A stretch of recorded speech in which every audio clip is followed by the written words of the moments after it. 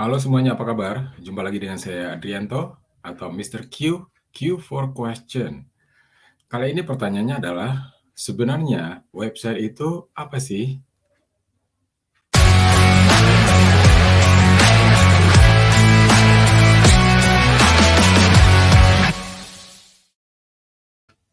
Oke, website mungkin sudah sering kita dengar ya.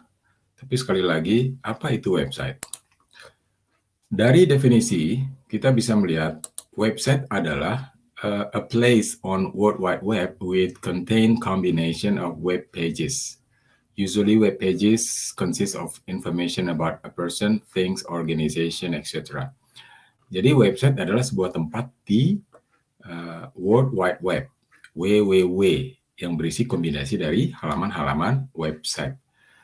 Jadi kalau mirip seperti buku ya, kalau buku juga ada halaman-halamannya.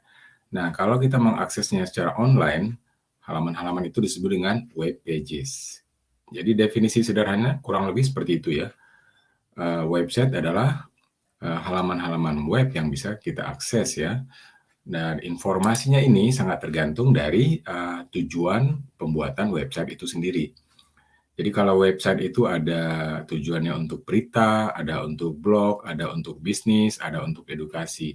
Jadi sangat tergantung dari tujuan dari pembuatan website itu sendiri.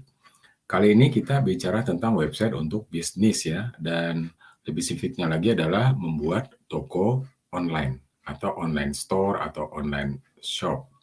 Oke. Nah, sebelum membuatnya, pastikan kita tahu dulu jenisnya. Website itu ada dua jenis, statis atau dynamic ya, static atau dynamic. Dari arti katanya mungkin kita sudah bisa membayangkan ya, kalau statis itu berarti kontennya udah fix gitu ya, tidak mengalami perubahan dan tidak ada interaksi.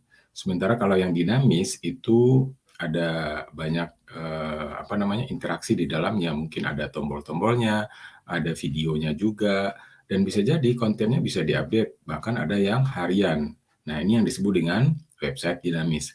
Memang dari sisi pengerjaan yang statis itu lebih mudah ya, easy to build. Sementara yang dinamis itu little hard to build. Walaupun ini sebetulnya paradigma lama ya, karena memang awal-awal pembuatan website itu banyak menggunakan bahasa-bahasa pemrograman seperti HTML, CSS, PHP, SQL. Mungkin di antara rekan-rekan ada yang pernah belajar bahasa-bahasa pemrograman ini. Nah, karena tingkat kesulitannya pembuatan website dengan cara seperti ini memang sudah semakin banyak yang ditinggalkan. Gambar bahasanya kurang lebih seperti ini ya, dan hanya orang-orang tertentu yang bisa membuat dan membaca bahasa-bahasa seperti ini. Nah, sekarang ada banyak cara untuk membuat website dengan lebih mudah. Di sini ada dua pilihan. Satu berbasis CMS namanya, Content Management System. Yang paling populer itu adalah WordPress dan Joomla. Alternatif kedua itu adalah website builder atau aplikasi pembuat website. Misalnya di sini ada Wix, ada Weebly, ada Squarespace. Jadi buat teman-teman, ini bisa menjadi pilihan untuk membuat website dengan menggunakan CMS yang berbasis form editor atau website builder yang berbasis visual editor. Walaupun memang WordPress atau Joomla atau Drupal itu karena tingkat kesulitan yang lebih, dia bisa membuat fitur-fitur atau plugin yang lebih customize ya, atau bisa menyesuaikan dengan banyak kebutuhan dari pembuat website itu sendiri. Nah, kita sebagai pebisnis pemula tentu saja lebih ingin membuat website itu dengan lebih cepat, lebih mudah, dan kalau bisa lebih murah gitu. Nah, inilah yang menjadi alternatif kita membuat website dengan website builder. Ada banyak yang sudah populer sekarang ini. Nah, untuk kali ini kita akan membuat website toko online dengan menggunakan Google Site. Dan saya sudah membuat banyak website dengan menggunakan Google Site ya. Kenapa? Karena brand besar Google itu bisa sangat membantu kita dalam membuat website dengan Google Site. Apa kelebihan dengan membuat website dengan Google Site? Karena satu, ia akan lebih mudah ya terkoneksi dengan aplikasi Google yang lain. Itu kelebihan membuat website dengan Google Sites. Salah satunya kita bisa menghubungkannya dengan Google Sheet, Google Slide, Google Docs, bisa juga dengan Google Form, Google Calendar, ada juga Google Analytics, dan juga yang paling penting itu adalah Google Search, karena dia sangat familiar antara sesama platform Google. Ini akan menjadi alternatif kita untuk membuat website dengan Google Sites. Oke, kalau kita sudah tahu tadi dari tipe, dari jenis, nah sekarang website itu sendiri dari sisi halaman itu juga dibagi ke dalam 3 bagian besar ya. Satu disebut dengan website utama, main site, kemudian ada microsite, ada mini site. Apa itu mini site? Mini site itu hanya mempunyai satu halaman, one page.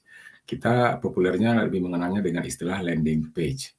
Walaupun satu halaman, tapi bisa jadi panjang ke bawah ya. Kemudian ada halaman yang lebih sedikit, kita sebutnya Google My Business. Dan ini juga bagian dari ya salah satu platform di Google ya, yang membantu kita. Jadi kalau teman-teman bisa mengetikkan sesuatu di Google Search, itu biasanya yang tampil di awal itu selain iklan adalah Google My Business. Ciri-cirinya ada gambar peta, karena Google My Business ini terkoneksi dengan Google Map. Nah, ini juga salah satu fitur penting kita untuk membuat branding atau juga membuat website secara online yang mudah diakses. Nah, yang akan kita kerjakan nanti adalah main site atau website utama.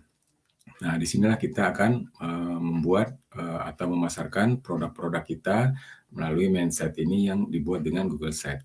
Dan tentu saja dia lebih dari satu halaman. Jadi nanti ada halaman utama atau halaman beranda, dan ketika diklik akan masuk ke halaman berikutnya sesuai dengan menu atau sesuai dengan isi yang dituju dari elemen-elemen yang ada di website tersebut. Oke, setelah dari sini kita akan fokus kepada pembuatan website dengan menggunakan Google Sites.